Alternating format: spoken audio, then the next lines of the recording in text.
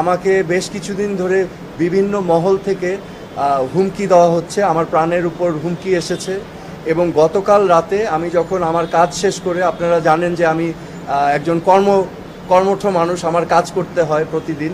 আমি কাজ থেকে যখন রাতে ফেরত যাচ্ছিলাম আমার ডিওএইচএস এর বাসায়, আমাকে একটি মোটরসাইকেল চালক আমাকে ছায়ার মতো ফলো করে। এবং আমি যখন ক্যান্টনমেন্ট গেট দিয়ে ঢুকে যাই, সেই মোটরসাইকেল আরোহী আমাকে কিন্তু ফলো করতে থাকে। একটা পর্যায়ে আমি দেখি তার শার্টের মধ্যে লাল নীল লাইট জ্বালানো এবং সে আমাকে ইশারা করছে থামার জন্য। তো আমি বুঝতে পারছিলাম না যে এটা কে, কারণ সাধারণত ক্যান্টনমেন্টের ভিতরে তো এমপিরা থামায়। তো আমি থামিয়েছি কারণ তার লাল নীল লাইট দেখেছিলাম। থামাবার পর তাকে আমি অনেকবার জিজ্ঞেস করলাম যে আপনি কে, আপনার পরিচয় কি, আমাকে কেন থামতে বলছেন।